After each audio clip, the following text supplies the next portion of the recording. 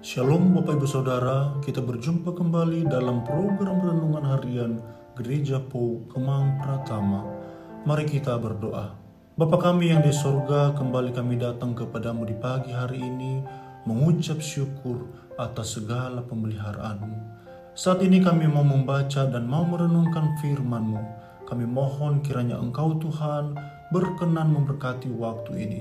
Di dalam nama Tuhan Yesus Kristus kami berdoa. Amin. Tema renungan hari ini adalah manis dan pahitnya kebenaran. Di dalam bacaan Wahyu pasal 10 ayat 1-11.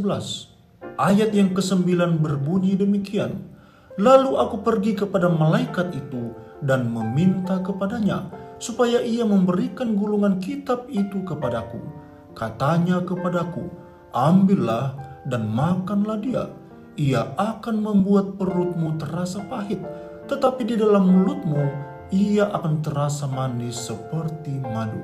Bapak, Ibu, dan saudara-saudari yang dikasihi Tuhan, Malala Yousafzai adalah seorang gadis Pakistan kelahiran tahun 1997. Dia berbicara lantang tentang hak-hak perempuan demi mendapatkan pendidikan, meski menghadapi ancaman dari Taliban. Suaranya manis seperti madu bagi mereka yang mendambakan pendidikan dan kebebasan, namun pahit bagi mereka yang merasa terancam oleh perubahan dan kebenaran yang dia sampaikan. Malala akhirnya ditembak oleh Taliban, tetapi ia bertahan hidup dan terus memperjuangkan hak-hak pendidikan bagi perempuan di seluruh dunia. Dia diusingkan ke Inggris menyelesaikan studinya di Oxford, dan ia terus berjuang dari sana sini untuk membela hak-hak perempuan yang tertindas. Kisah Malala ini mengingatkan kita bahwa menyampaikan dan menerima kebenaran seringkali datang dengan rasa pahit, namun tentu membawa perubahan dan pembaharuan.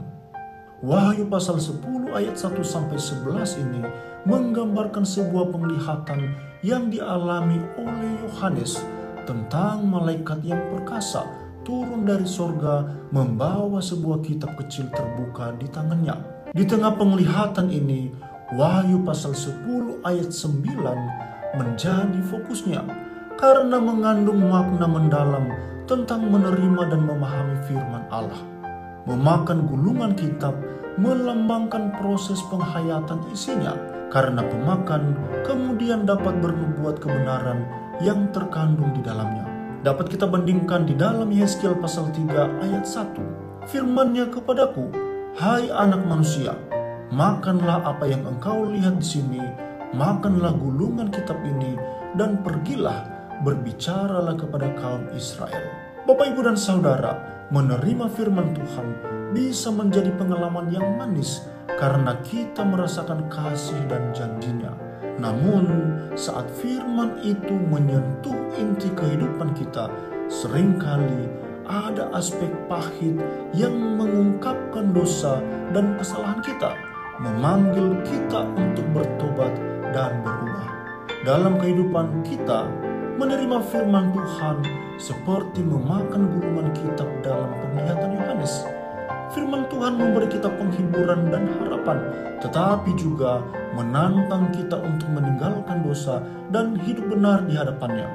Saat merenungkan firman Tuhan, kita juga harus siap menerima kedua aspek ini, manisnya kasih dan janji Tuhan, serta pahitnya pertentangan dengan dosa kita. Dengan demikian, kita mengalami pertumbuhan rohani yang sejati, tidak hanya memberi sukacita, tetapi juga mengarahkan kita pada pertobatan dan pembaruan hidup yang nyata. Bukalah hati kita untuk menerima firman Tuhan dan bersiaplah untuk menerima manisnya, dan renungkanlah segala aspek kehidupan kita diubahkan oleh Kristus. Mari kita berdoa. Kami mengucap syukur untuk firman yang telah kami terima hari ini ya Tuhan.